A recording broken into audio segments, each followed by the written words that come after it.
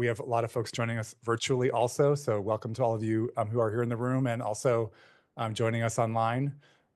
This is the first of our seminar series that we put together to focus on environment and sustainability issues. And today we have Professor Crystal Kolden. I'll say a few more words about her in a moment, but we have a couple more speakers coming up in April and May. Kim Stanley Robinson, who wrote Ministry of the Future, is coming up in the next month, so stay tuned for details about that. And then we have another exciting speaker lined up in May, which I will disclose later. But today, of course, we have the pleasure of hosting Crystal Kolden from University of California, Merced. And Crystal received her PhD from Clark University. And she's now an associate professor in the School of Engineering at UC Merced, where she directs the Fire Resilience Center. Dr. Kolden has made seminal contributions in the role of humans in our wildfire crisis, not only as a result of climate change, but also through mismanagement of our ecosystems. And she's also been a thought leader in helping us to understand how we might change the way we approach our relationship with ecosystems to improve outcomes related to wildfire. And I really am very struck by the fact that she started her career not in academia, but as a firefighter in the Forest Service, a very unusual start to her career. But I think that through everything that she does, you can really sense that she has her eye on what's practical and what's possible. And surely I think that does come from this experience that she's had on the ground that is really unusual in the academic community. So I think I'm stating the obvious here that her visit here is very timely. We are recovering from what is shaping up to be the most expensive disaster in the history of the United States, about $250 billion in damages so far. And she's going to be talking to us about recovery from wildfires and what we've learned from communities that have gone through disasters that are similar in scale. So this is really obviously very top of mind. And Dr. Kolden's understanding and experience and wisdom is so much needed right now. So I would like you to join me in welcoming her to UCLA, and I'll let you take it away, Crystal.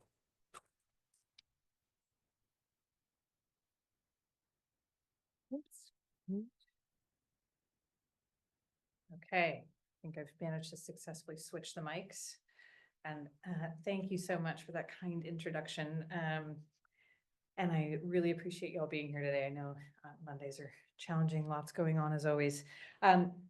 Absolutely thrilled to be here to talk about our work in wildfire disasters, recovery, and how do we become more resilient to wildfire. So just a brief overview, I'm going to talk a little bit about trends in wildfire disasters. And then my group has been working on wildfire recovery for the last several years because surprisingly, we don't actually know a lot about the wildfire recovery process in our communities. We know a lot about it ecologically. We've been working on the ecology of fire, post-fire systems for several decades, but we really don't have a lot of literature on our communities and how they recover. And then what do we think are the key tenets of improving that recovery process and becoming more resilient to fire? So interestingly, global area burn is actually declining, right? And this is work from Andel et al. In Science several years ago, that globally, despite what it feels like in the United States, we're actually seeing a decline in the amount of area burning. And that's primarily because the equatorial regions in Africa have seen a dramatic decline in the amount of burning that is occurring near predominantly agricultural or sort of savanna burning in those regions. And that is driving this global decline. But in our regions, we're seeing a little bit less or a little bit different type of trend. And part of what we're seeing is that globally wildfire disasters are increasing, right? So not area burn, but disasters. And when we look at where these disasters are and what the facets of them are, what we see is that the number of wildfires that have a higher number of fatalities, so 10 or more fatalities. That has been increasing over time. And those fatality wildfires have really been all over the globe. They are on 6 continents.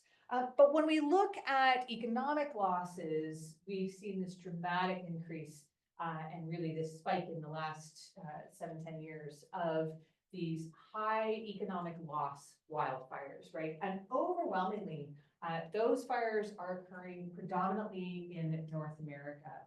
So the colors on this chart are related to which continent these things are occurring on, right? So really, we're leading the way, unfortunately, in these mass high-cost fires. And interestingly, where these disasters are occurring are not the places where we have the most fire. So where we have the most fire globally are places like, as I mentioned, in Africa on the other side of the equator, where we get into the savanna regions, and then in South America, where we have a substantial amount of both agricultural burning and then some level of deforestation burning that's going along with that, right? And then also in the tropics in Indonesia, there's a substantial amount of deforestation there as well. It shows up as a lot of fire. And in Northern Australia, where there's extensive intentional burning in the subtropics there, right? So those are the places with the most fire. But where we see the disasters occurring are predominantly in the extratropics. So, and particularly in Mediterranean ecosystems. So we have a hotspot in California, the southwestern US. We have another hotspot all around the Mediterranean, where we have a high number of disasters. And we have a third hotspot in South Africa and in southeastern Australia as well, of course, right? So these are all Mediterranean ecosystems. They are places that are evolved to burn, right? But they don't have the level of fire that we see in these other regions that have the most fire activity.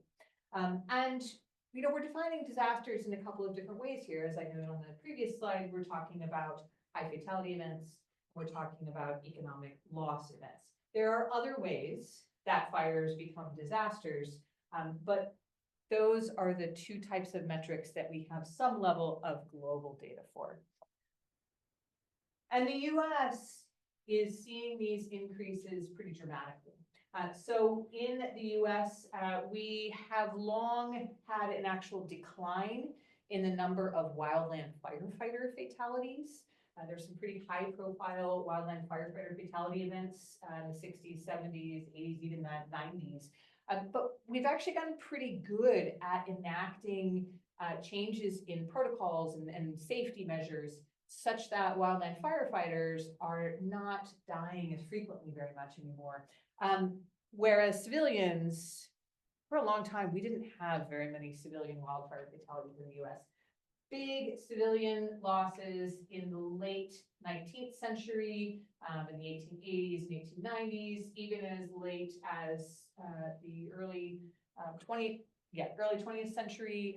There was a fire in 1918, maybe. We had 430 people die in Minnesota on a fire, but nothing really since then, right? We got a handle on wildfires and we're able to not have a lot of civilians die until a few years ago, right? And now we have seen numerous high fatality wildfire events in the US. And of course, these peaks on this graph, and I've actually included the 2 recent fires here in LA in the 2025 bar there.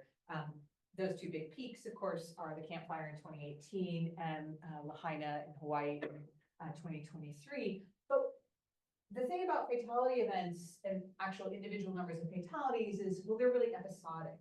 The thing that concerns me more in this trend is actually looking at the number of fatal fires. We're not talking about a fire here or a fire there. We're starting to see years with 5, 6, 7 or more fatal fires, right? So this is really concerning as a trend. Similarly, we are seeing trends in structure loss as well, right? And you know, of course, we've had wildfires in the past where we had a lot of home loss. And again, they were relatively episodic, right? A fire here, a fire there. Southern California has by far led the tally for many, many decades because the Santa Anas and the wrath that they bring are nothing new here. But we've had large structural loss fires all over the country, right? Bar Harbor, Maine in 1947, right? Several fires in California, almost 3,000 homes lost in 91 up in the Oakland Hills on the tunnel fire. Those were all really isolated individual fires. Now, again, what we're seeing is, yes, some big events like these two fires this month here in LA, but a lot of fires that have 10 houses, 50 houses, 100 houses, right? So many, many individual fire events with structure loss. And I don't actually have the trend line on there because we haven't managed to compile that data yet. We're still working on that. So what are the causes of these disasters, right? You've heard a lot about downslope winds the last few weeks, which is what the Santa Ana winds are called locally here, right? They're the Santa Anas are locally the name for those downslope winds or katabatic wind events, right? And much higher proportion of structure losses occur with those downslope wind events. Much higher proportion of wildfire fatalities occur with those downslope wind events, right? And downslope winds they're really isolated to specific places across the country, right? They require a topographic factor. They require a certain setup of high and low pressure to produce a gradient. And of course, Southern California is one of these places that just has incredibly high incidence of these downslope wind events, which is why there are so many disastrous fires here. But we have also seen these in other parts of the US. Similarly, when we look at things like what's the vegetation factors? Well, it turns out that the vast majority of our structure loss fires occur in a couple of types of vegetation that, you know, these types of vegetation, they have a pretty relatively narrow range. In California, the #1 vegetation type where we see structure losses, now I will admit this is before before we look at this year's fires, because this is going to change things a little bit.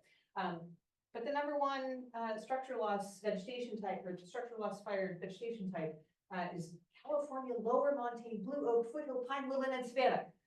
That's a mouthful, right?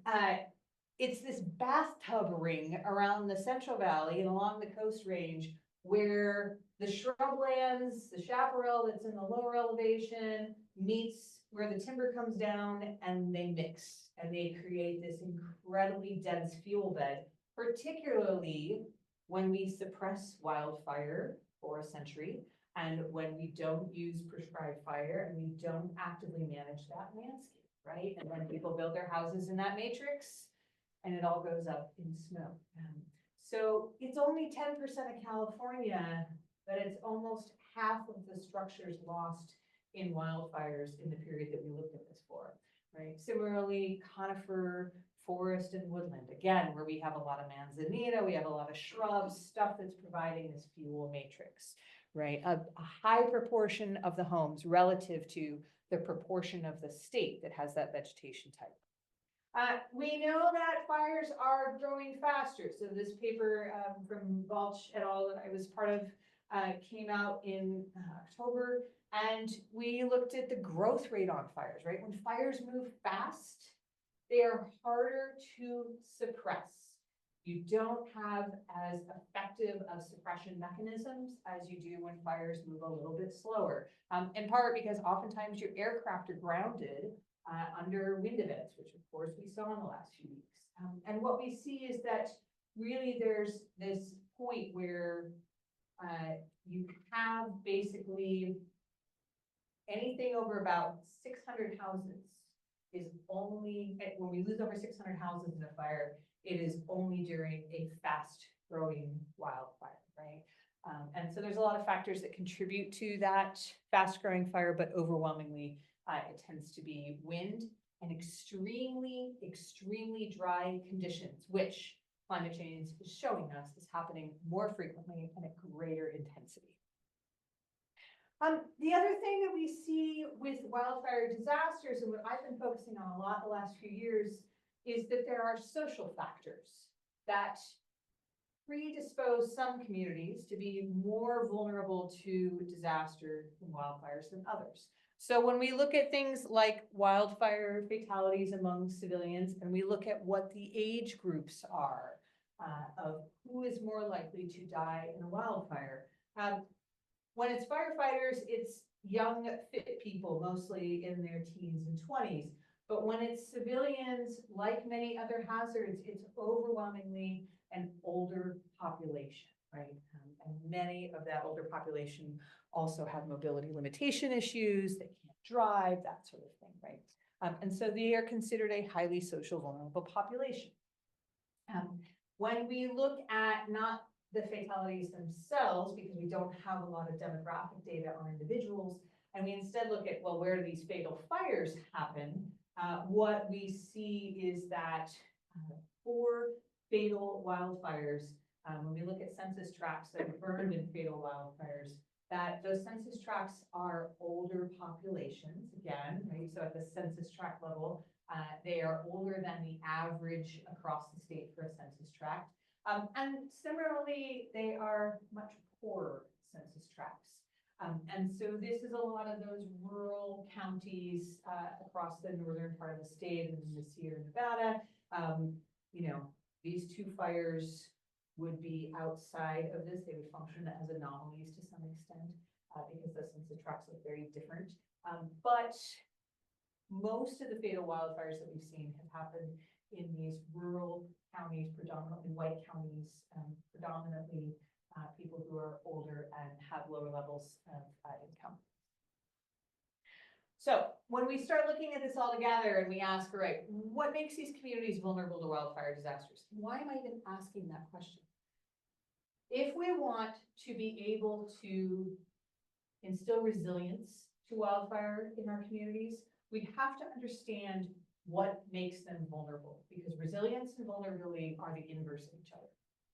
So what makes them vulnerable? Well, we've focused a lot on the environmental risk of wildfire, right? You could go into Google and type, you know, wildfire risk for California and get probably 10 different maps, all made by different people, different stuff, but they all focus on that environmental risk. But what we are looking at now is that there's two other legs of the vulnerability triangle. And one of them is social vulnerability. So those demographic factors, right? What makes you more vulnerable to having your house destroyed or to potentially being injured or killed by a wildfire, right? And then what is the adaptation strategy that you or your community has employed? Have you done anything to try and be more resilient? Have you been more adaptive, right? Because if you do those types of things, then you lower your vulnerability. And so all three of these things are really critical to understanding where we have disasters and how to actually prevent those disasters from happening in the future. And I say prevent those disasters because I want to make it clear, we are never going to prevent wildfires. That is not possible in our highly flammable state. That has a lot of light ignitions, that has a lot of accidental ignitions that we simply cannot prevent, right? So we are always going to have wildfire, but what we want to work towards is preventing wildfire disasters. All right, so what have we learned about this recovery process? So there's sort of a straw man assumption for wildfire recovery, like other types of natural disaster recovery, right? And the straw man assumption is, well, okay, houses get destroyed and we rebuild them and everything's all better, right? And it may sound extremely simplistic, but believe it or not, this is actually the assumption that a lot of the agencies tend to work under. I have been doing a lot of work with HUD, Housing and Urban Development, at the federal level, and at the state level, the HUD counterpart is California HCD, which is Housing and Community Development. And when they have been working on their wildfire disaster recovery programs, they have actually gone into these recovery projects assuming that every house was going to be rebuilt. Imagine their surprise when that didn't actually happen, right? And so they have been asking us, and we're partially funded by HUD, they've been asking us, okay, well, what is being rebuilt? What isn't being rebuilt? And why? Why do we not have full recovery? Why do we have differential recovery across different communities, right? And part of the reason they're asking this is because they've been focusing on trying to recruit homeowners and property developers to come and take advantage of these funds that we have to rebuild communities. And so they're not sure what's going on. So we started doing this work a few years ago. And one of the first things that we've been trying to answer and build a database for, because it doesn't exist, is we've been trying to ask this question, okay, well, what is the recovery rate across different communities? What is the level of rebuilding? And one approach is not an easy question to answer, believe it or not. One of the approaches that we've used has yielded some pretty interesting numbers, where we are looking at a set of fires. This is probably about 30, 40 fires. And we have we're using a Microsoft Buildings data set for remote sensing. And we're saying, okay, right, X number of years after a fire, 1 through 6, how much of the housing has been rebuilt that is lost, which we know because CAL FIRE, thankfully, has this fantastic data set about structures destroyed. And overwhelmingly, what we see is that even 5 or 6 years out, we don't have a high rate of rebuilt houses across a lot of the fires that we're looking at. And this is imperfect, but it's actually reflective of several of the fires that we're directly working on. And we are conducting a case study in Paradise, up in Butte County, which of course burned in the 2018 campfire. And we had better data there because we were working with a local builder who was tracking permits. And when we asked the builder, okay, well, you actually know how many building permits have been pulled and how many occupancy permits have been issued, right? So that's somebody really able to move into a house. What we have seen is that it took them a long time to start rebuilding after the campfire, right? The first houses after the campfire weren't built for over a year. And then they started to see a little bit of an uptick, where in that 2 to 3 year post-fire window, and this was impacted by COVID, because that fire burned in November of 2018. So, 18 months after the fire was when lockdown started. But effectively in that 2 to 3 year window, they had a big pulse of people who were owners of homes in that area pre-fire, and they got their insurance or they got funding from other sources, and they were able to rebuild their house. But by about 3.5 years after the fire, most of the people who were going to rebuild based on insurance or other payouts initially had done so. And we see this drop off of the homeowners rebuilding. And right around the same time, we start to see an uptick in the number of houses that are being built by their spec homes that are built by developers who come in, they buy up a property, a lot of the lots were for sale in Paradise after the fire, and they build a spec home and sell it to somebody. And the question we asked was, well, are they selling it to somebody who used to live nearby, or are they selling it to somebody from somewhere else? And the answer overwhelmingly was that they were selling it to somebody from somewhere else, usually the Bay Area or Sacramento. So this particular area, Paradise has only rebuilt today, 6+ years after the fire. They've built less than 40% of the housing stock that they had pre-fire. And they lost 13,000 some odd units in that event, right? So even more than the number of residences that we've seen lost in 2 fires here. And it's not coming back, right? And it's not just in a place like Paradise, which is rural and has challenges.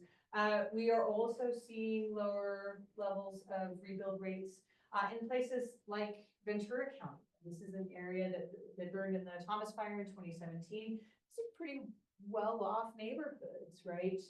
And when we went through and actually tried to map some of these communities as case studies, what we saw was that a lot of these structures have not been rebuilt yet. And so we saw here about a 70% rebuild rate 7 years after the fire. Almost 30% of these lots are still bare, no signs that they're going to rebuild. And interestingly, they're kind of all over the place in these neighborhoods, right? Dirt lots next to rebuilt lots. It changes a community. It also changes the fuel load in the neighborhood, because when you have a bare lot in the middle of a neighborhood and nobody's maintaining the grass gets about yay high, and you've got more fuel for the next fire. So it's a major concern for these neighborhoods that these houses are not being rebuilt.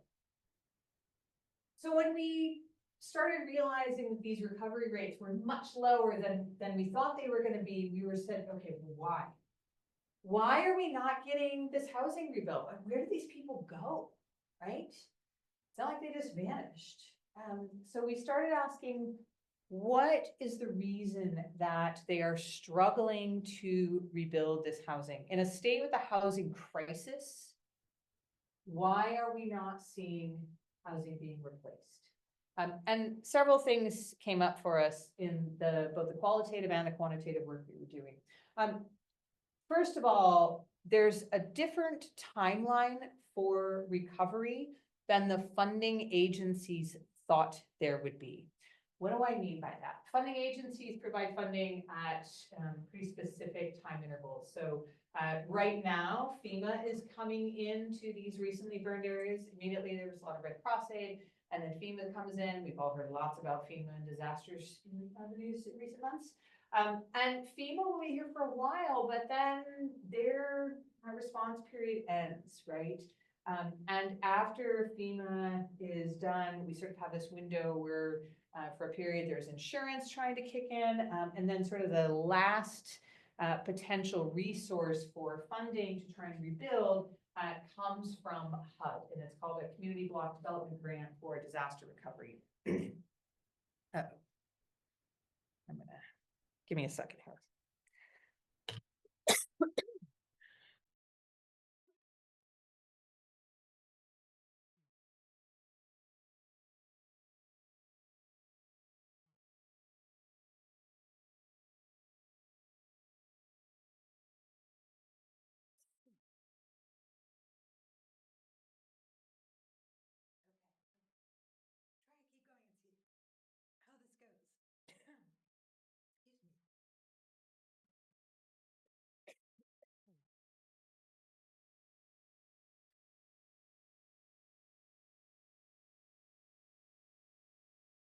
Okay, I apologize to those of you online who have no idea what's happening.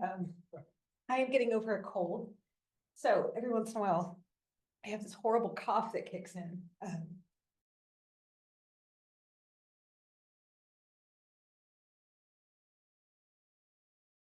can read your slides. Yes, this does give you time to look at my slides. So after a couple of years, these HUD grants start to kick in, and they're administered by the state, but effectively they are the backstop. Right? They're the last things that are supposed to kick in. Oh goodness. Okay, I'm gonna just keep talking and grab I actually have a cough drop because I was smart about it today. So these HUD grants kick in, and they're the last thing that kicks in, and they are meant to support the people who didn't have insurance. They're meant to support the people that didn't get a payout or an insufficient payout from whoever was held liable for the fire. And in many cases in Camp Fire, it was PG&E. So there was a settlement from PG&E. Some people got funding from that, others did not.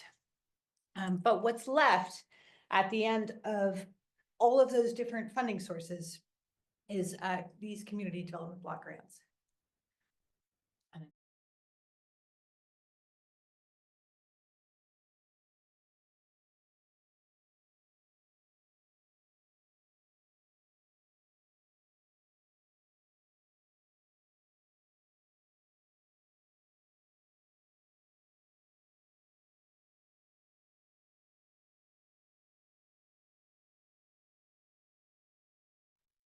So with these community block development grants, they were actually developed for flooding. So they're developed for hurricane country and flood country back east.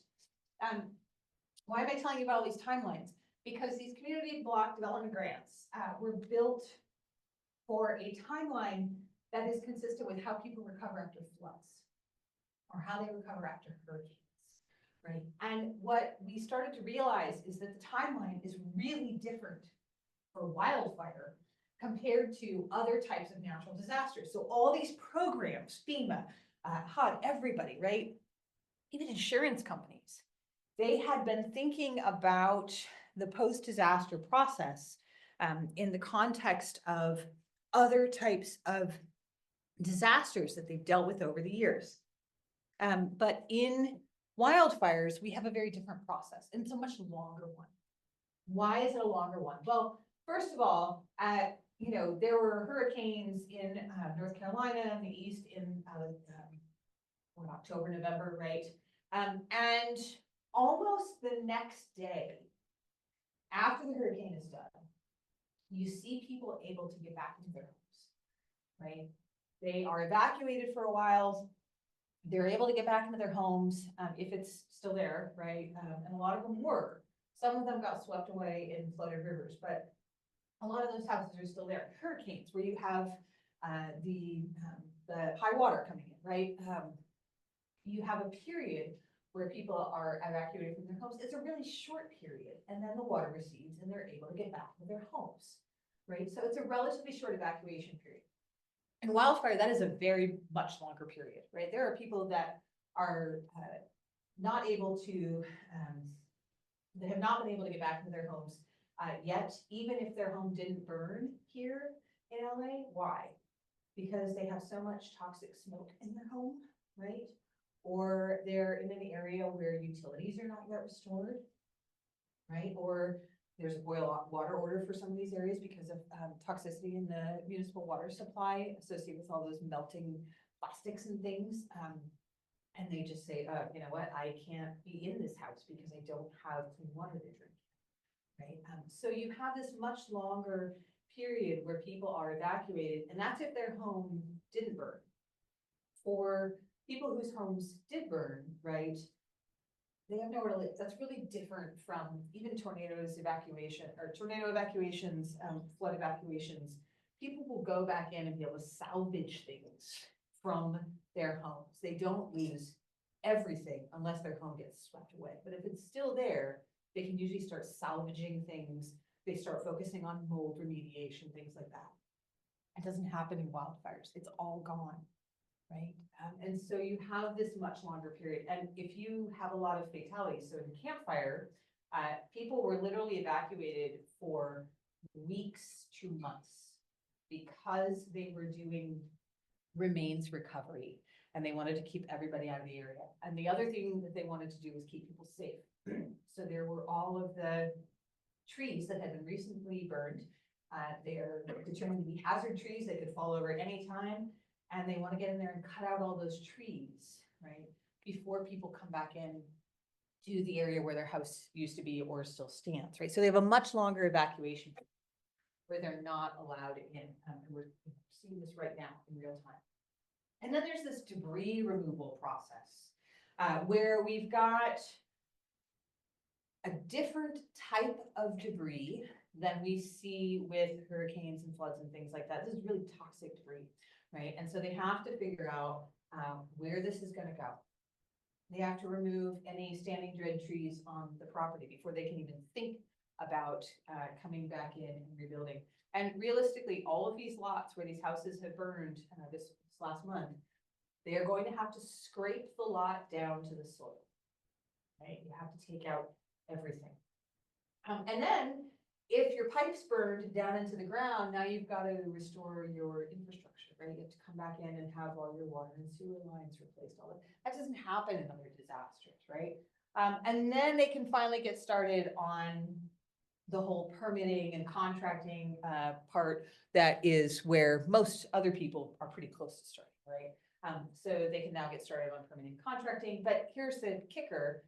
A lot of the places that are impacted by floods and tornadoes and like things like that, right? They're in relatively semi-urban or urban areas, right? Particularly floods are predominantly in more urban areas.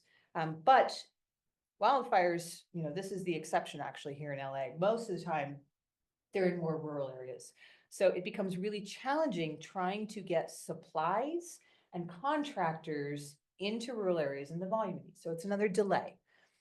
And if you have a subsequent evacuation, not something we generally get with hurricanes and floods and things like that, but it's actually somewhat common for wildfires. And part of the reason it's so common for wildfires is, okay, fine, the fire's finally done. Sometimes you get re-evacuated because there's another fire. That has happened in California many times in recent years. But the more likely thing is what LA is already experiencing, is you get a rainfall event, right?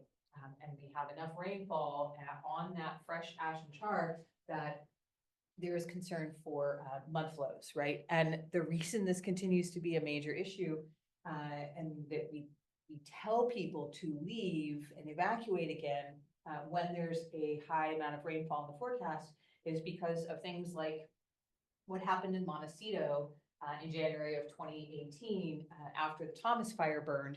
Montecito was largely spared from the Thomas fire. The fire came down, but they were able to successfully stop it there. But then a couple of weeks later, they had a microburst in the mountains just above the town. And they had a mud flow that came down into the town from the national forest, and it killed 23 people, right? No fatalities in the actual fire, 23 people in the subsequent mud flow. And part of that was because people had already been evacuated for 3-4 weeks. They were tired of being evacuated. They didn't want to leave again, right?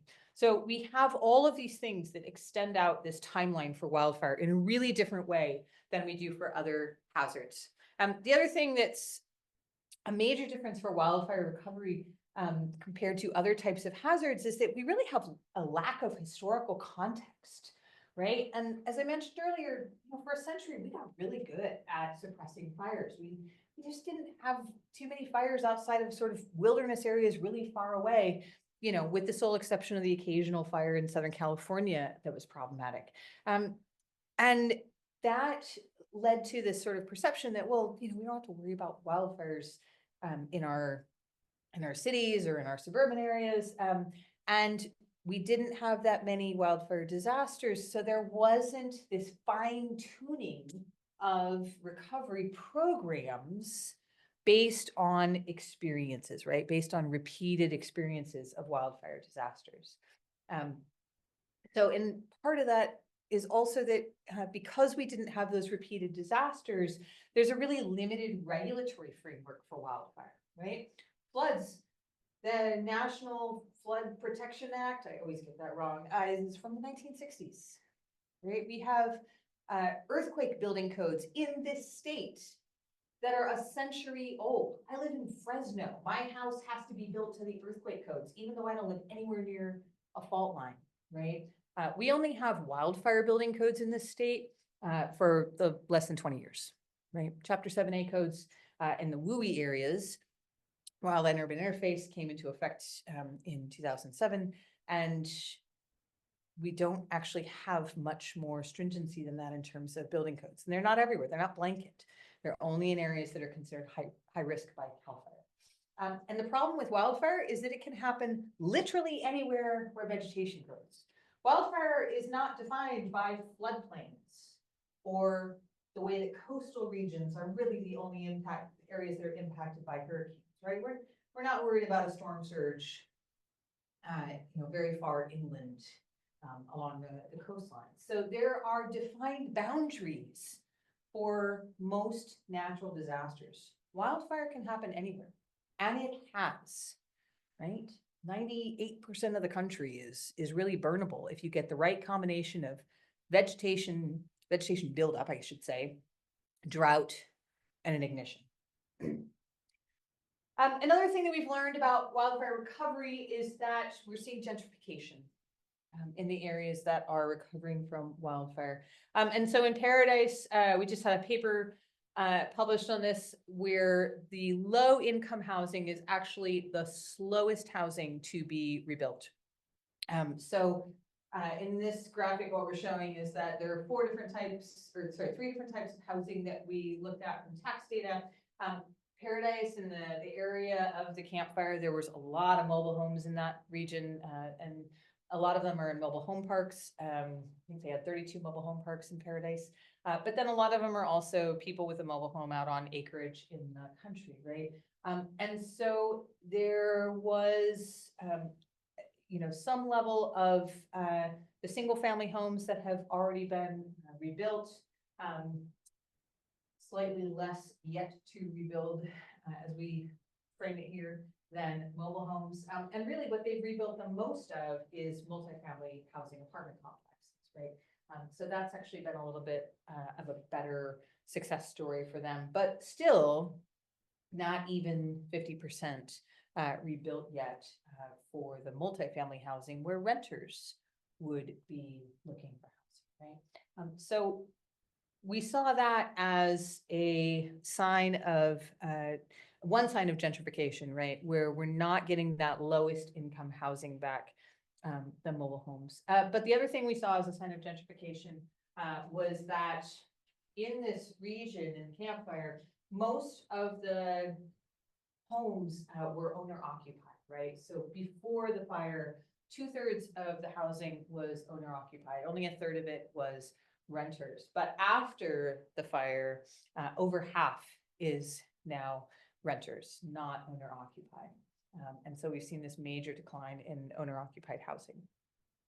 And so that is, and it's predominantly people from out of area that are buying in this area and renting things out, right? Those, especially those spec homes. Other things that we've learned about this post-fire recovery process. So, we've got this change in the types of housing that's available now. It's a lot less housing that's available now. And still the agencies are really interested in asking, well, okay, but we've got money to build more housing. Why aren't people applying for it? Why are people not applying for these grants and coming back? And so part of our qualitative work is understanding how those other factors matter in trying to recover from wildfire. So things like basic amenities, right? And so we've heard a lot in the news this last month about, yes, there was a lot of homes that were destroyed, but there were other things destroyed too, right? Grocery stores, childcare centers, churches, a lot of the types of basic, day-to-day services that people need for themselves, for their children, for aging family members, right? Those were no longer available. And in Paradise, not only did several of the schools burn down, their only medical center burned down. The hospital burned down, it closed, it will not reopen.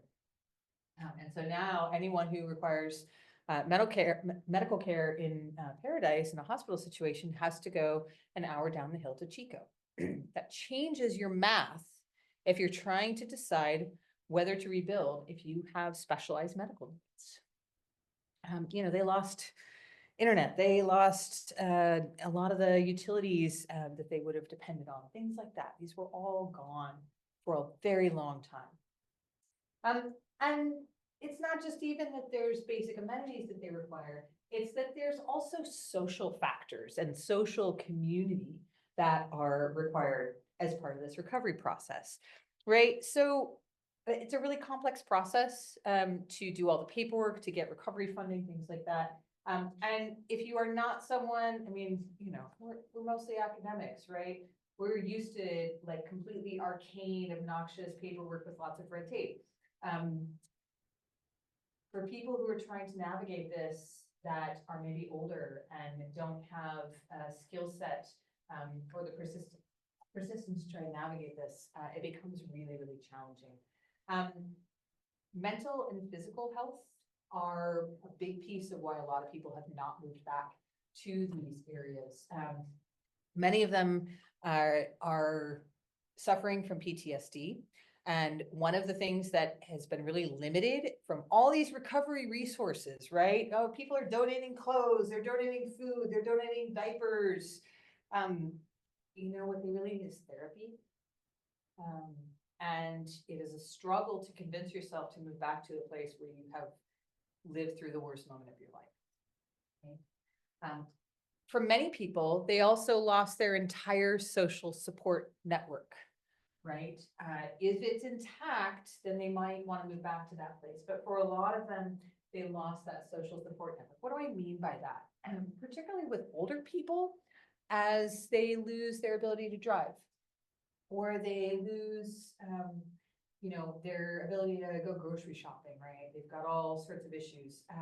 They rely on a network of people to take care of them, whether it is family or whether it's the people in your neighborhood that just come over and check on you every once in a while, right?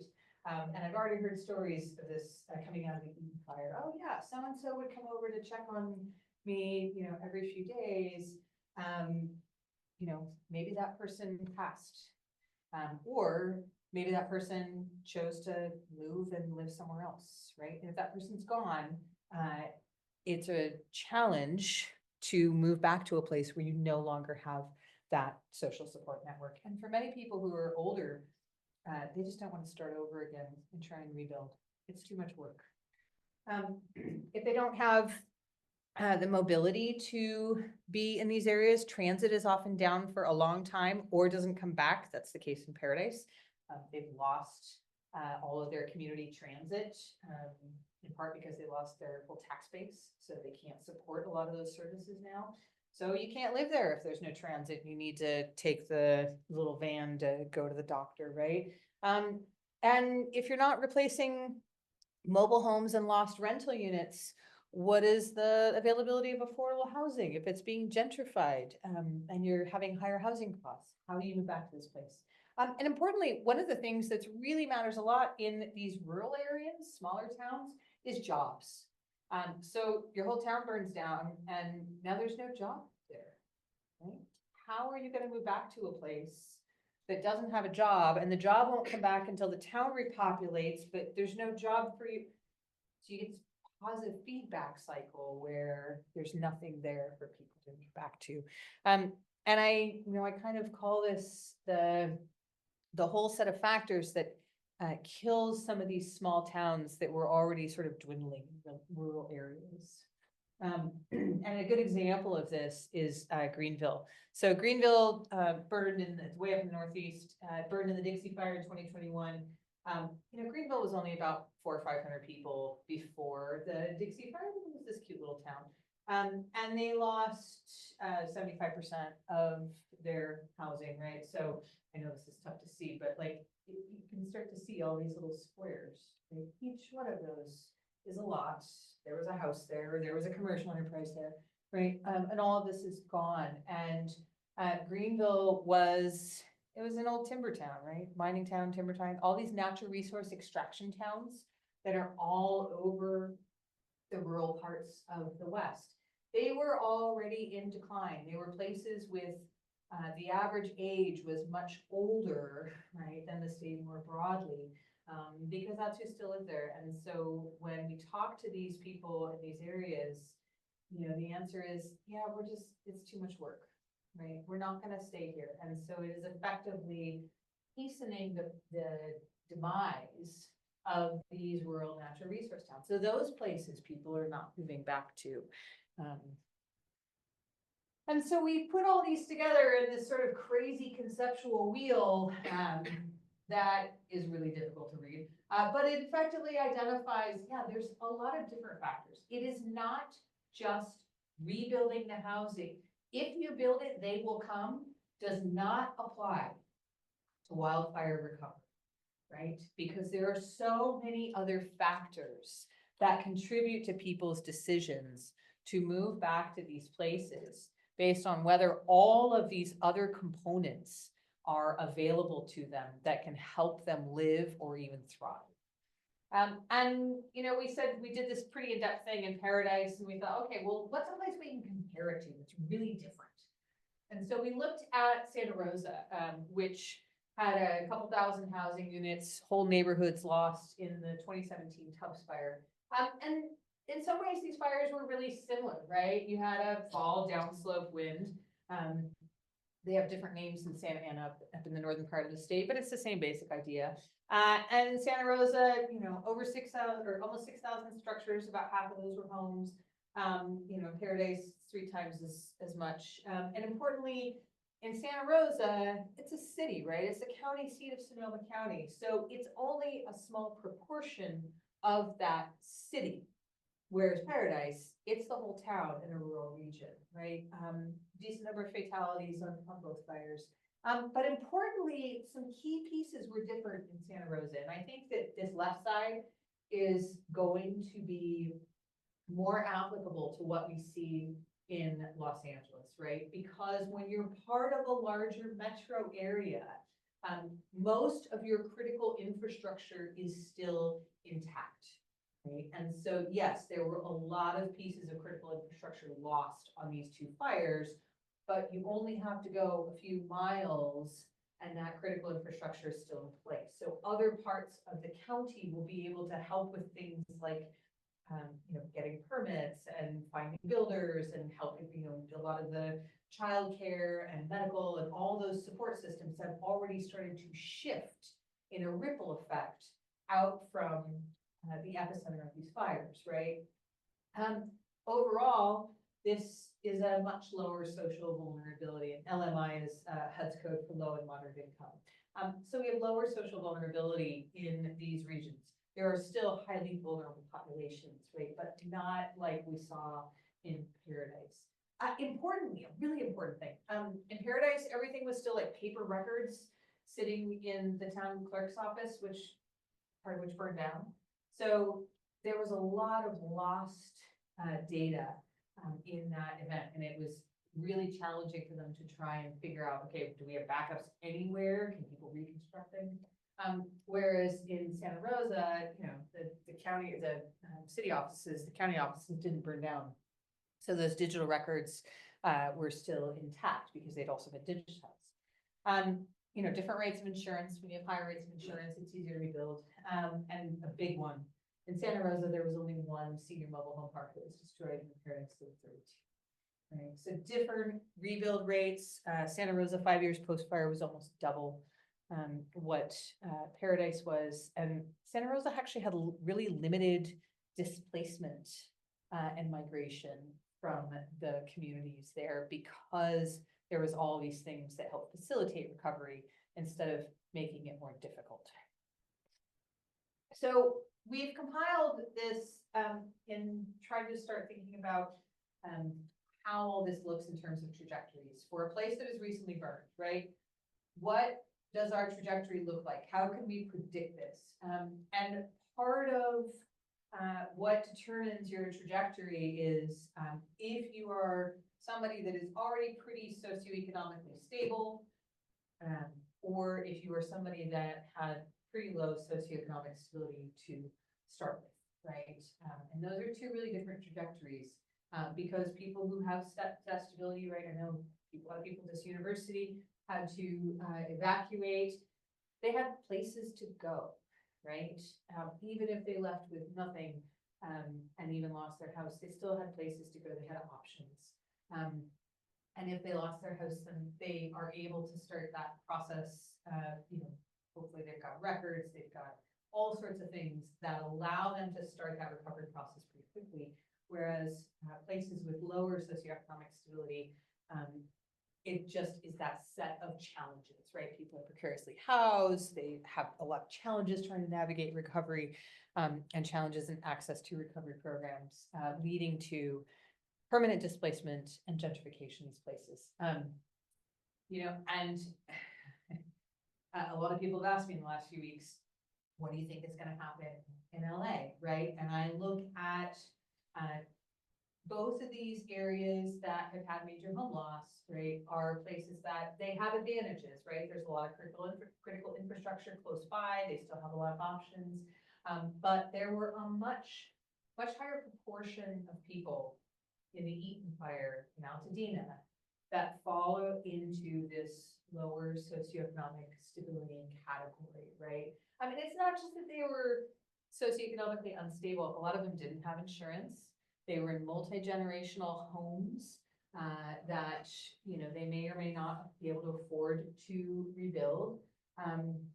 And they will face a lot more challenges as they go through this recovery process as compared to the higher socioeconomic stability population that was a higher proportion on the Palisades fire. So it will be very interesting to watch, and a lot of people here are going to be working on this, how these two recovery processes play out over time. Because really what we are concerned with a lot is that we're seeing a recovery gap, right? And this is just a conceptual thing, it's not based on any data because we don't have data that can support this yet. But what we think is happening, just like in ecology, right? And I was a fire ecologist first before I started doing a lot more social work. What we see in ecology is that we have effectively a stasis in general process where you have a level of resilience, and here I'm going to call it the sum metric of prosperity, and you have a disturbance event, right? And you get a drop in whatever your metric is of process or resilience or whatever the thing is that you're looking at, right? So you have a disturbance event drops. And then over time you get recovery. And when you have really high resilience, whether it's ecologically or socially, you recover pretty fast and you're back to the same level. When you have moderate resilience, it takes a little bit longer, you eventually get back to the same level, right? But when you have really low resilience, and we see this in ecologically vulnerable systems, right? Ecosystems on the edge, they're stressed by so many things, climate change not the least among them, and then we get a disturbance and they do not return to their pre-disturbance state. We are seeing this in California and all over the Western US with forests that are not growing back, as an example.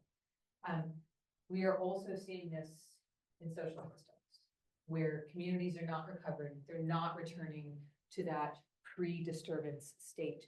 And so we have this gap, and they are the most vulnerable populations. Okay, so how do we actually how do we improve this recovery process and become more resilient? First, we can learn from other hazards. I talked about all the ways that fire is different from other hazards. I talked about all the ways that fire is different from other hazards, right? But there are some ways that fire as a disturbance is actually kind of the same. Mobile homes are wildfire magnets, just like they are tornado magnets. Mitigation is the lowest among socially vulnerable populations, right? And we have housing shortages, particularly in California, pre-fire or post-fire, right? But elsewhere as well. So we can learn from other areas with how they're dealing with those housing shortages. Always rural areas have the biggest challenges to recovery because there's a lack of resources. And there's a lot of secondary and prolonged impacts. One of the interesting things we see with disasters in general, and we are seeing with wildfires too, is that fatalities down the road from the lingering effects of not just the physical effects of like smoke and, the stress of the evacuation, heart attacks, things like that, but a lot of the PTSD that continues down the road. So we can learn from what that looks like in other hazards as well, right? And that we still have a high level of and underinsured homeowners. Obviously, we have an insurance crisis in this state. We're going to continue having insurance-related recovery challenges until we get the insurance pieces puzzle fitted out. And a lot of confusion about the process for accessing recovery resources, right? And this was very clear when we saw massive levels of confusion and misinformation about FEMA after Hurricane Helene, just incredible confusion about what's going on, what does this process look like, and as we figure out how to improve that communication for other hazards, or even for wildfire, right? We share it across hazards. And climate change is just gonna make everything worse. It's challenging and it's only gonna get worse. So wishful thinking, magical thinking, it is not going to help us at all. We can do certain things to narrow that recovery gap that I talked about, right? Planning, and especially planning that focuses on the needs and options for socially vulnerable populations, databases, I noted several times here, we don't have the data for this, we don't have the data, we're like creating data for things, because we don't have a lot of that social data, which was a massive wake-up call for me, coming from ecology, where we just have lots and lots of cool data. We don't have a lot of data on the social components, and we need that data. And the centralized databases will help both facilitate case management for survivors, but also provide data for scientists that can help us better develop proactive approaches, right?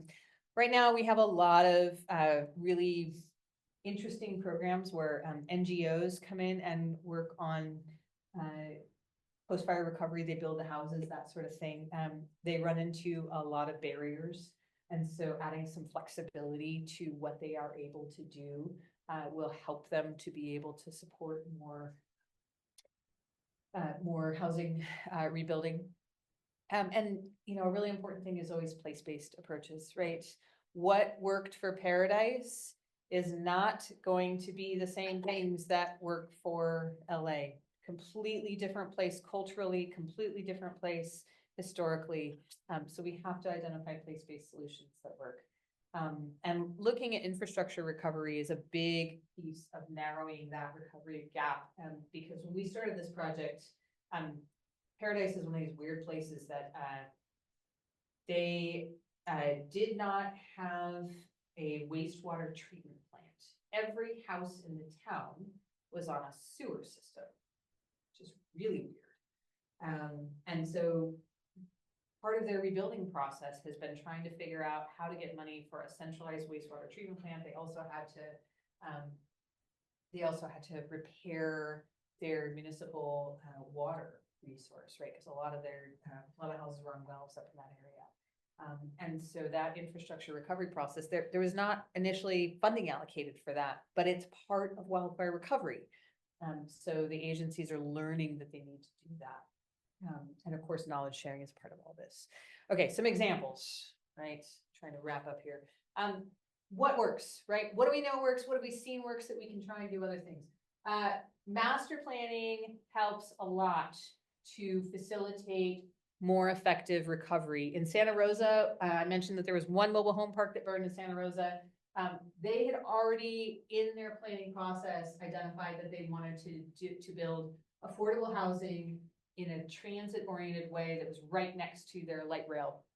And when that mobile home park burned down, they said, this is our opportunity, right? They bought the lot, they put in this fantastic senior affordable housing apartment complex. It's right next to transit. It's great. It's such a success story. And a lot of the people who lived in that mobile home park have now moved into this affordable housing, right? But they had this idea already in their planning process, and they were able to implement it to take advantage of what the fire did. And, you know, the thing is that planning, this is some work from a PhD student here at UCLA, actually, that works with us, Chenny Zhang. And she's done this fantastic thing of looking at, well, okay, planning's such a big deal. How many counties are actually addressing wildfire in their county general plan? And the answer is not very many, right? General plans are how you get money from the state to run your county and do big projects. And most of them don't even acknowledge wildfire very much at all. They're certainly not addressing issues of wildfire vulnerability and how they can better support improved housing options, transit options, all those sorts of things. You know, we can also focus on things like mitigation, right? And of course, there is happening right now, as there has been after every wildfire disaster in recent memory, a discussion of manage retreat. And Liz Kozlov and a colleague wrote a fantastic paper in ERL last year, and then an op-ed in the New York Times recently that addressed this issue of, well, does this make sense, right? What do we actually mean when we're talking about managed retreat from wildfire? What does that look like? And, you know, for years, I have said managed retreat for wildfire is not the logical thing that it is for some of the other hazards, right? For a whole lot of reasons. One, by the way, wildfire can happen anywhere, so nowhere's safe. It's not well defined, right? But two, and most importantly, wildfire requires fuel. Control the fuel, control the risk. We know how to control fuel. Our houses are fuel, so we make them non-flammable. The vegetation in our yards is fuel, so we plant non-flammable stuff, we irrigate it where we absolutely have to, right? We do all the things that CAL FIRE says we need to do for defensible space.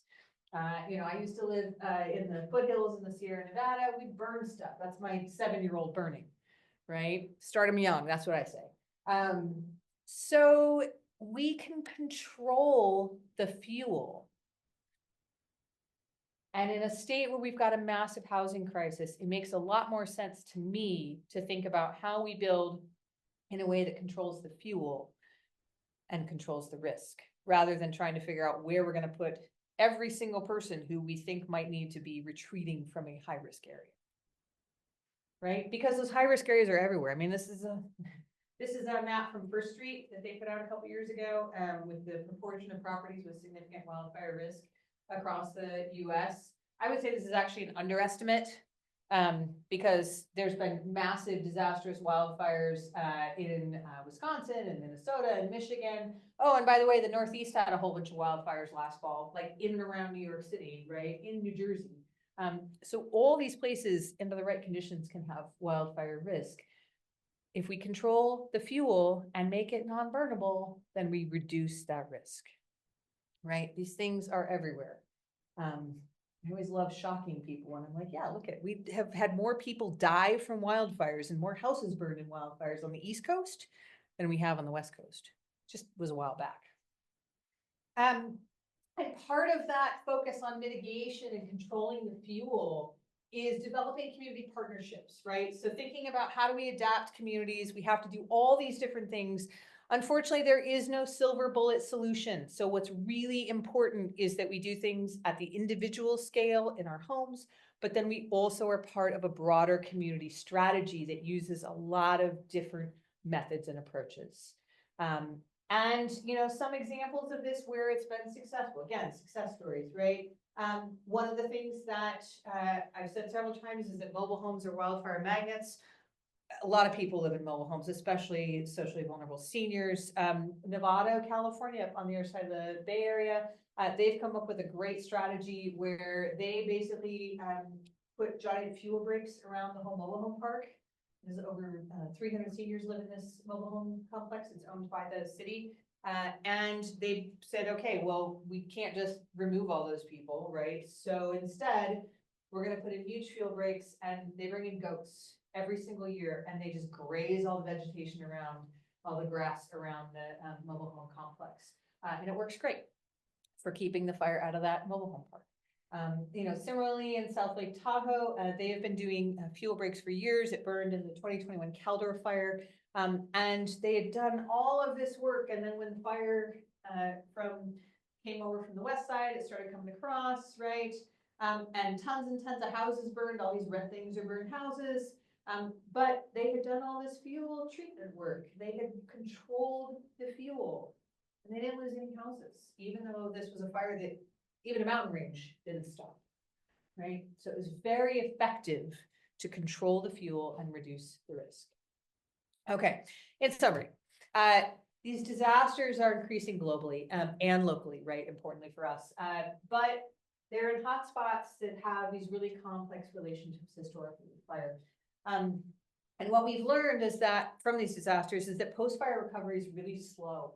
And it demonstrates some key differences from other hazards that are making it really challenging for communities to try and recover.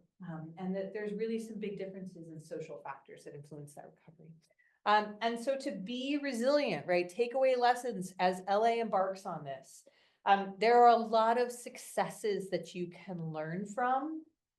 And a lot of the people that are on the ground, the people in the other communities that have recovered from these things, they already reach out. So they're, you know, they're already letting people here know, like, hey, we're here, we'll come down, we'll help you guys. People from Paradise, people from Santa Rosa, right? They're already here on the ground helping to teach those success lessons, right? Also that good planning ahead of time, thinking about, instead of having wishful thinking, yeah, we're not going to have a fire in our county, right? Instead saying, okay, fire's going to happen. Let's figure out when it happens, what are the types of things that we can do to help facilitate transformation, right? We want to live in a better community. How do we facilitate transformation? And we do that through community partnerships. It doesn't happen in isolation. And again, it is about controlling the fuel. You don't have the fuel, then you're not going to have this stuff burn. And we are already seeing some of the houses that survived these two fires, right? You've all seen the pictures. Oh, here's an isolated house, right? Some of it's just luck, but a lot of those houses were built to incredibly high standards. And that's why they didn't burn, even when all their neighbors' houses burned down. Okay. I've gone on very long. I apologize for massive coughing fit. I'm happy to answer questions. And I believe there are microphones. Yes. Oh, yeah, and so I'll just help to manage the questions, but thank you so much. And we're sorry we're a few minutes behind here, but I think we could have maybe 15 minutes of questions and discussion for those folks who can stay. So I will open the floor up. Marie, you want to kick us off? Do you want to? Well, the mic is for the people that are online to be able to hear you. I can try to be the runner. My question actually is less about the research and more about the applications. This was so informative and wonderful, and I'm wondering if you are in touch with city officials yet, and if not, I'd be happy to help facilitate some of those connections. It seems like we should really make sure that this informs our recovery efforts. Yeah, so great question, thank you. And the answer is I am not in touch with city officials because I don't live here. Remember, one of my points was place-based approaches. And I have many colleagues at UCLA that I've been talking with and people that I work with in Southern California. And we say, okay, there's a lot of this that we're happy if asked to help convey, to inform the discussions. But really a lot of the real work gets done by the people who live here and are going to the meetings and are engaged in that community process. And as I mentioned, the people who have lived through this process in Santa Rosa, in Paradise, up in Santa Barbara County, in all of these recent wildfires in Lahaina, right? They have a practice of actually reaching out immediately to their counterparts locally, whether they're planners, whether they are some of the local insurers, right? Whether they're, various representatives of the building industry. So they actually are reaching out as well, right? And so I am not reaching out to anyone because people here know that I'm involved in this work and we've already had a lot of conversations about this. And my MO was sort of, I am happy to come and tell you what we've learned, but I haven't gone through this process personally, right? And there's people that have a fantastic amount of information. And I think a lot of what we're doing, since it's also published in the literature and we've had a lot of these conversations, it will help inform that more academic discussion. But it really has to be community up buy-in processes for it to be successful, right? Yeah, thank you very much. I just think there's some lessons learned. Oh, yeah. Share that we can find ways to facilitate. This is going on YouTube apparently, so if you're so inclined, you could send it to the council, and maybe Scott will be kind enough to edit out that 3-minute copy. Yeah, other questions?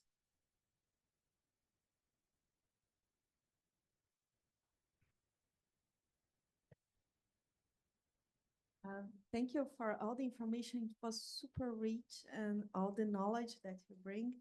And my question, I think it's very minor question, but you mentioned the role of the vegetation, and there are certain species that might be well prepared for this kind of event. So are you aware of any database of those species? I mean, they probably change from ecosystem to ecosystem, but is there any effort going on to gather these species? Yeah, so here's where I'll put a plug in for UC A&R.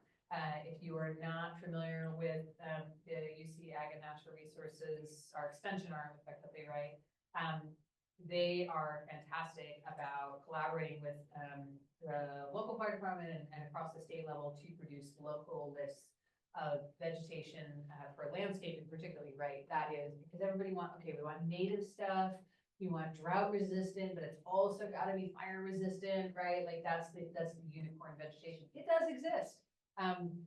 It's often not the things that we have seen a lot of in LA and SoCal, because, you know, we have sort of legacy ideas of what we want our landscaping to look like.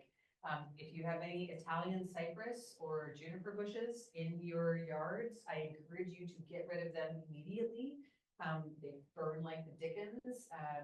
When juniper starts to burn, it's got a really high resin content, and I often say it goes off like a Roman candle, just shoots fireballs everywhere. So, you know, that stuff's really bad, right? Even though it's drought tolerant. But things like succulents, right? Succulents they burn. I mean, they can singe. Cacti certainly will singe. But they don't provide fuel that will then help your house burn down, right? Maintaining trees, a lot of our native trees, especially oaks, things like that, as long as they're well trimmed, they don't actually like to burn very much, right?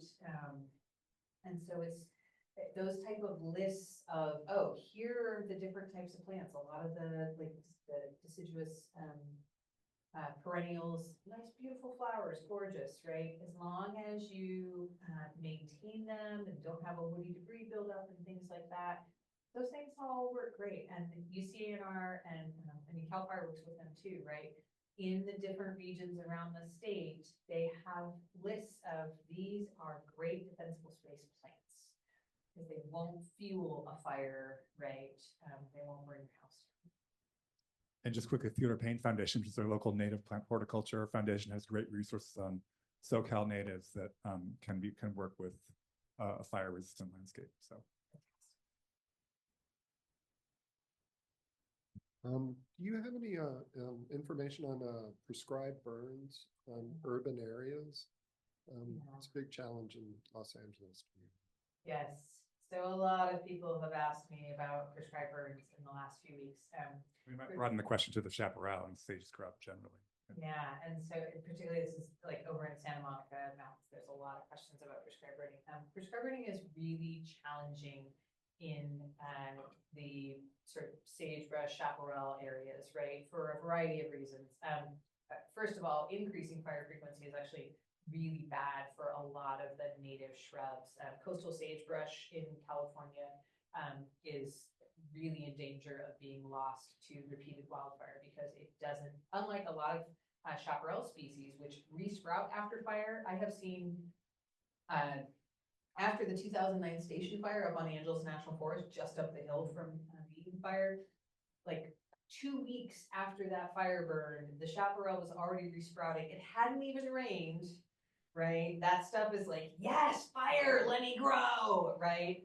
A lot of other native plants are not that way. Coastal sage is not one of those, right? So too much fire is actually bad for those areas, particularly where you want to maintain that biodiversity, like in the Santa Monica Mountains. So that's a real challenge. In other places, prescribed fire, you know, when we talk about prescribed fire, we tend to talk about things at like landscape scale.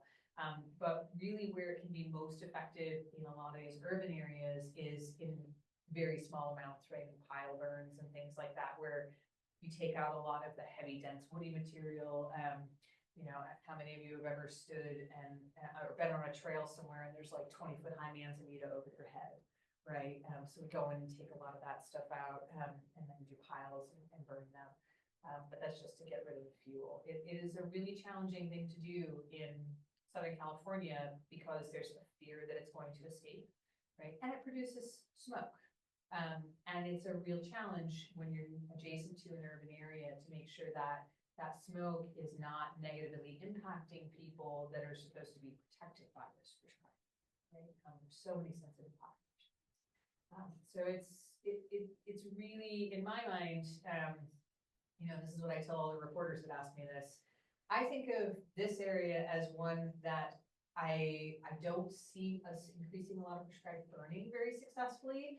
I really wish everybody would just really turn to goats and say, oh, these are the best critters ever, right? Because they're very effective at reducing fuel without the level of risk and smoke that we see with prescribed fire. Just a quick follow-on. Could you comment on there? I think there is a an argument that I've heard that in Chaparral, just because, especially in these downslope wind-driven fires, that the fuel loads are not the drivers really of how large the fires get. That it's actually just the winds driving the embers that ultimately control the fires and their sizes, and even some of the very low fuel load landscapes like invasive grasses often will contribute a lot to a large fire in that environment. And so, you know, prescribed burning isn't effective in this environment because the fuel loads are just not the determining factors in the fires themselves. Yeah, that's a great point, Alex, and it's part of this larger discussion. I mean, the interesting things that the media comes up with, I've heard many times in the last few weeks, as we always do. Nothing could have stopped these fires, right? And I think to myself, no, there are things that could have stopped these fires in terms of having the preparation done, the mitigation work done ahead of time, right? Once they start in that fuel load with the flammability of those houses, look, I don't even want to talk about water. I'm not, the answer to a water question, I'm not going to answer. If we've got that reduction in fuel and houses that won't burn, then these fires absolutely, well, it's not that they can't be stopped. On a grassland, where our biggest fires happen in grasslands, because they burn fast and they burn hot and then the fire's gone, right? But when you have a reduction in the type of fuel that produces embers, right? Or you have housing that is not flammable and doesn't have all that nice flammable vegetation right around it, under the windows, climbing up the trellis along the side of the house, right? Then what happens is the fire goes through pretty easily. Or all of you saw pictures, whether you were terrified and watching to see if your own house was going to burn down, or you were just watching the news, you see these pictures of, oh, firefighters trying to put out these fires with, hoses from trucks or fire hydrants or whatever, right? Or airplane drops coming across these landscapes. When it's just grass, it is actually pretty easy to dissipate that energy and stop fires much more easily, and stop them at roads or trails or the edge of a cul-de-sac or something, right? But when you have that higher fuel load, particularly around the house, right, where you can catch those embers in your landscaping or catch those embers in your gutters that are filled with leaf debris, things like that, right, and it burns down the whole house. That's when nothing will stop these fires. So this sort of, this question about, well, should we even have fuel breaks, right? Should we even have prescribed fires? Nothing will stop these fires in these high winds. Well, we're not talking about, again, we don't want to stop the fires. We want to prevent the disaster. And the disaster is the fatalities. The disaster is escape routes getting cut off and people panicking because they can't evacuate. The disaster is thousands of houses burning down, right? If we have landscapes that are resistant to that, how many of you saw stories about Pepperdine University sheltering in place in the Franklin fire in the fall? Okay. There's a fantastic example of what it can look like if we manage the fuel properly, right? Pepperdine was built to shelter in place. Those buildings are non-flammable. They have huge amounts of clearance around the buildings. They don't have places that will catch embers and catch buildings on fire, right? And they've really reduced their fuel load just immediately adjacent to the campus. So when fires do come, they run right up to where the edge of the grass is, and then they do not burn the campus down, and we don't have, students dying trying to evacuate in its horrible conditions. So that's the type of landscape I look at and think like, yes, this is doable, right? And we don't have to use a ton of prescribed fire to get there. We just manage the fuel in a way that it is immediately around the houses is a lower fuel load. The houses themselves are not flammable, right? And it's protected. And then we're not trying to stop the fire, right? It's stopping the fire from burning the building down and letting the fire race through the grass.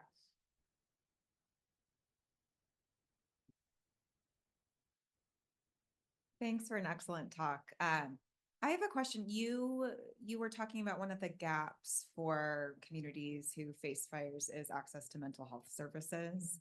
And I was wondering if you have, through any of your prior work, some examples of kind of how it's been done well, both in the short term with thinking about the trauma itself, and then the longer term, either with community members who are deciding whether to come back and rebuild, or the community who is still here, but maybe has lost access to other parts of, you can think here, the trail system or other services as well. I was just wondering if you have any examples from your work about when it's been done well that we might learn about here. Yeah, so Paradise and Santa Rosa both have been working on this a lot over the last several years. And part of it is that they did not used to bring in mental health professionals in the immediate period post-fire, right? As part of the Red Cross response, or as part of disaster case management. Like disaster case management is, you come in, you say, I've lost things, and this person is meant to help you navigate. Okay, what do you need? We do a needs assessment to figure out what that is, right? And so they have really previously focused on sort of basic amenities, right? Food, water, shelter.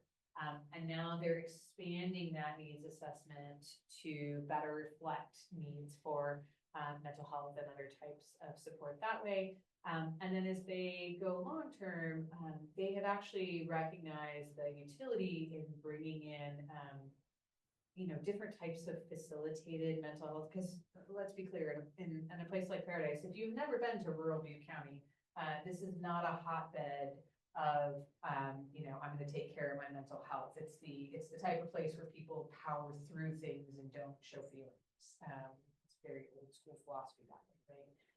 And so they've done things like have, just facilitated sessions. There are a few people in town that have been starting to do this, and they've done like nature journaling sessions, which has been a really interesting thing for me to observe. I use nature journaling in my classes to help my students deal with mental health issues, and so they've been bringing in these like, oh, we're gonna have a drawing session, right, to pull people in, and then they do this.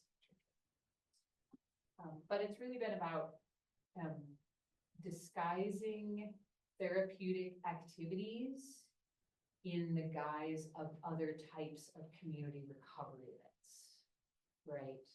And so bringing it into all aspects of their community recovery process and their meetings and things like that has been a really important part of them dealing with it. And, I think for a lot of the kids, this has been a very traumatic thing, and they're still working on some of the schools have been starting to do PTSD work in the schools as they've reopened to better support those kids, because the number of them that have nightmares, they've had to re-evacuate, it's horrific, that sort of thing, they've really struggled.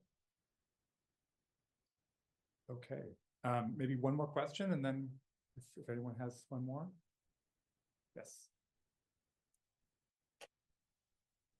Thank you so much. This was a really informative and helpful talk.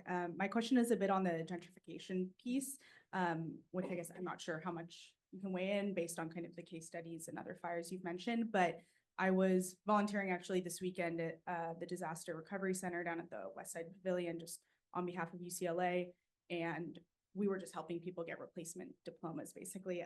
But a woman came up to us. A lot of people were just coming up to us kind of to talk in the midst of, dealing with FEMA and all the state and city agencies.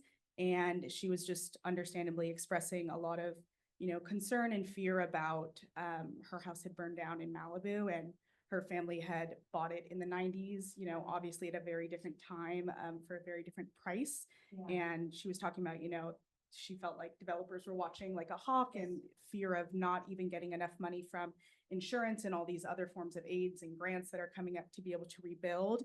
And I guess my question is, do you have any examples of things that have worked, or sentiments of hope for people like that who fall into the middle where they might not qualify for for fully affordable housing or subsidized housing, but they still want to rebuild, but are concerned that even though their property value might be really high, they don't have that cash on hand, and insurance might not be enough for them to rebuild, just given the time when they kind of bought into that area.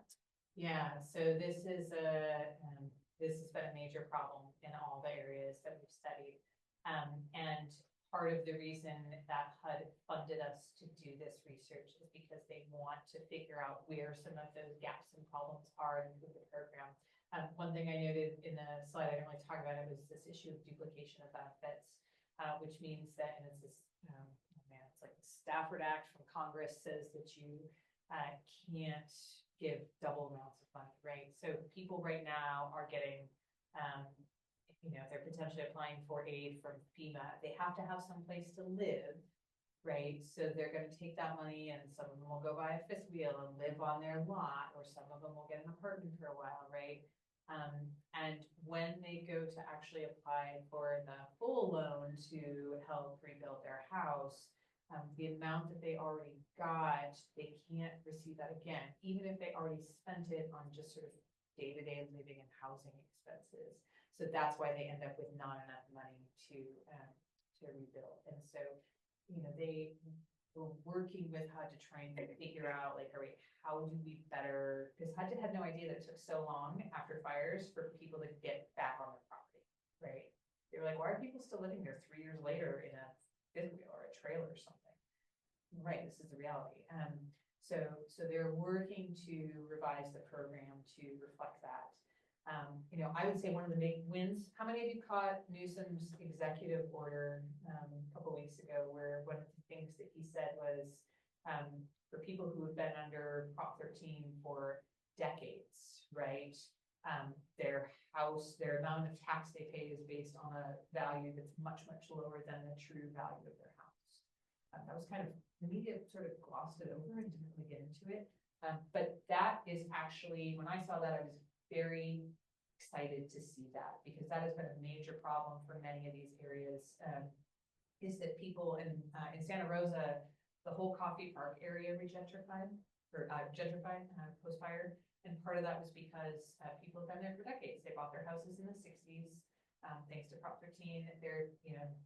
That neighborhood houses are, over $1 million value if they were recently sold, but a lot of people were only paying taxes in the couple $100,000 range, right? And so they did not have an executive order up there. And what we saw was that people couldn't afford, even if they could afford to rebuild, they couldn't afford to pay the taxes. So Newsom's executive order should actually address that, right? Insurance will be a different story. And that's a part of the insurance commissioner's office that we're trying to figure out how to address those issues. So yeah, there's little things, right? Changes in the way agencies are running programs, getting feedback from us and from people on the ground about how they can do it differently. And things like the governor stepping in and saying, okay, we're not going to assess you at the higher tax rate when you rebuild. We're going to basically keep your taxes at what they were at your old assessment, right? So that will help tremendously. And, there'll be more things, and it's an ongoing process to figure out what they are. Okay, let's thank Dr. Kolden again. And thank you again for joining us. Look forward to seeing you all next month for the Kim Stanley Robinson talk, which with details to come about that. So look forward to seeing you again soon. Thank you.